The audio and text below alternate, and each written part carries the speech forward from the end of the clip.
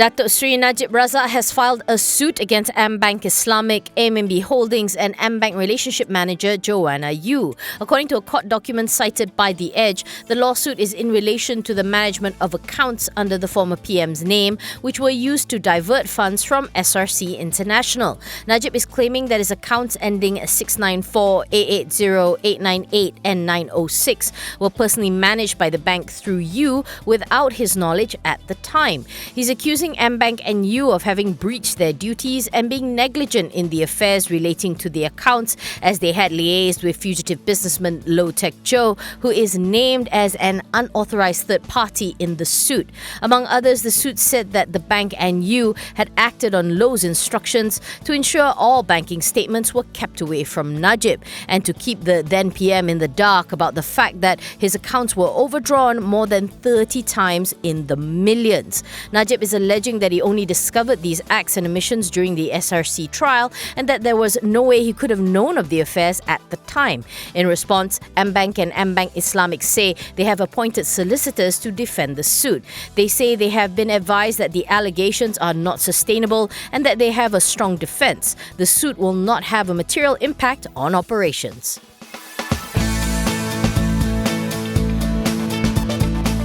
Putrajaya is reportedly looking to sell stakes in Petronas to provinces where its oil and gas fields are. Prime Minister Tun Dr. Mahathir Mohamad told Reuters this would help to raise funds for the debt-laden government. Such a move may also give states such as Sarawak and Sabah a say in the running of the oil and gas giant. These states have been demanding higher royalties from the government-owned company. But Mahathir said Putrajaya could not meet their demand, which could cost Petronas up to $7 billion a year. The PM told Reuters the government could also cut stakes in Petronas' smaller listed or unlisted units. Yesterday, the company said it has completed block trades of its shares in MISC, Petronas Dagangan and Petronas Gas. While it did not reveal details of the sale of shares, Bloomberg reported Petronas raised about 6 billion ringgit from the exercise. MAVCOM forecasts passenger traffic in 2020 to grow between 5 to 6% year-on-year, which translates to between 114.9 to 116 million passengers. According to its biannual industry report, MAVCOM says growth will be driven by Visit Malaysia 2020 and a 3.2% year-on-year increase in domestic seat capacity growth. This follows MAVCOM's revised 2019 passenger traffic forecast to between 109.1 to 109.7 million, a growth of between 6.4 to 7% year-on-year, while actual traffic growth for the first half of 2019 was 5.2%. MAVCOM says for the first half, Malaysia recorded 4.8 million tourist arrivals by air, resulting in an 8.8% year-on-year growth. This was mainly due to more tourist arrivals from Indonesia, China and Thailand, which balanced out the decline in tourists from Singapore and Brunei. The regulator says that average fares by carriers are forecasted to remain flat or rise slightly due to slower growth in capacity, which may also enable local carriers to improve their load factors. EC Dr. Nungsari Ahmad Radi says the growing development of alternative hubs such as Johor Bahru, Kuching and Kota Kinabalu should enable a wider choice of domestic destinations.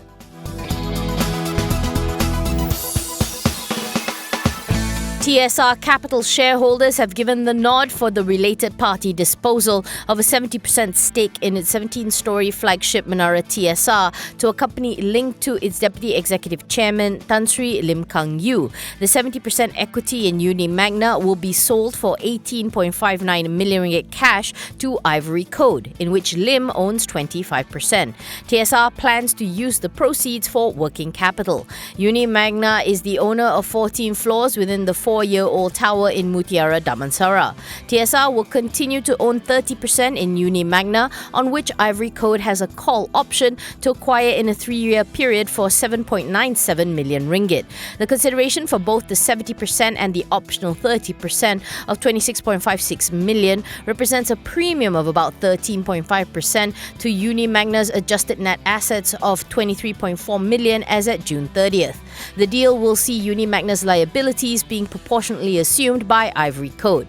It will also allow TSR to release 70% of its shareholder advances for Uni Magna, worth 14.39 million ringgit.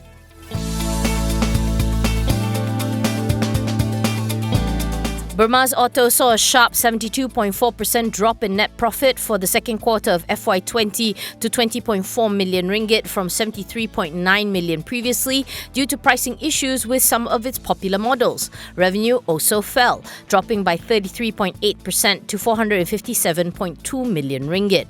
According to the earnings announcement, Bermaz says the lower sales volume for the period was due to the reduced demand for the phased-out CX5 model in favour of the new facelift CX5 model that came out in September. Delivery for some of the vehicles was delayed by the resolution of certain pricing issues, which affected sales. It should also be noted that in the previous year, the GST tax holiday provided a big boost to sales. The bad quarter dragged down the first half of FY20 earnings, with net profit dropping 42.9% to 70.9 million and revenue declining 15.6% to 992.2 million ringgit. Going forward, although Bermaz admits that the landscape is challenging, it is optimistic that its slate of recent launches, including the facelifted Mazda CX-5, the Mazda 3, the Mazda CX-8 and the expected launch of the all-new Mazda CX-30, may help to buffer the group.